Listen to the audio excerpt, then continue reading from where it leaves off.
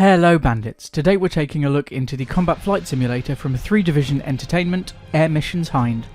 You may have guessed that the title is based around the ever iconic Hind. In this version the Mi-24 is also backed up by the Hokum, Hip and Havoc, giving 4 craft in total, which you can take on around 18 missions as well as instant action and of course multiplayer modes.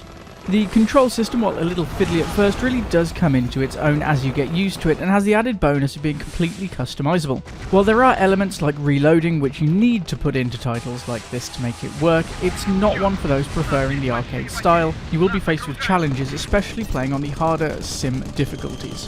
Hind has a number of missions to play, as well as the option of playing through them with friends, some of them at least, though we'd like to have seen them take advantage of the 2-seater cockpit instead of entering the missions in separate ships.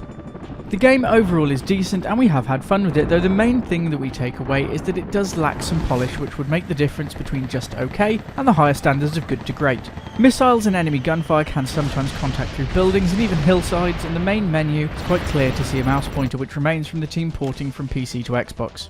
Air Missions Hind is officially rated by PEGI at 16 years and older, and we'll run that down for you just here. Online 8. While it does offer a lot of single player missions, the online aspect will of course be a draw for most players. There's no text comms built in here, so any communication would have to be via the unfiltered party chat. Violence 7. There are of course a lot of explosions and gunfire as you'd expect from a game centred around warfare. This has been marked down as there isn't any gore, and while you are firing on infantry they generally just fall down with a groan. Discrimination, drugs, fear, gambling, language and sex all get 0, having no part in Air Missions Hind. So that's how the PEGI warnings run down, but how does the game stack up overall? Graphics 7. The graphics in Air Mission Hind aren't bad, and the cockpit interiors and chopper exteriors are quite good. The landscape and targets are nice as well, but not the photorealism that you can get in other flight games.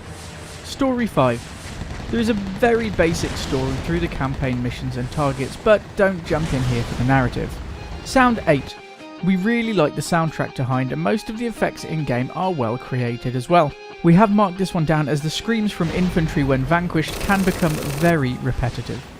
Replayability 8. There are a good number of missions within Hind, as well as multiplayer co-op for a fair few of them, and versus modes as well. Enough to keep you coming back, and even though we've replayed earlier missions quite a few times now, we're not quite tired of them yet. Satisfaction 7. Overall, from the menus to the graphics, the sound and multiplayer, the verdict here really is decent enough, but could do with a little polish. Having to quit to the main menu in multiplayer instead of being able to skip to another mission, the extraneous mouse cursor in the menu screens and the repetitive audio are all things which do need a little work, but overall we've been having a lot of fun. At the time of recording there's been no price released on the Xbox store, however if it gets close to the $14.99 for the deluxe edition on the Steam store, we'd say it's a must if you're a fan of the genre. That's all from us today. Don't forget to check out the full extended review as well as more gaming news, opinion and humour at pixelbandits.org, or subscribe here to keep up with just about everything.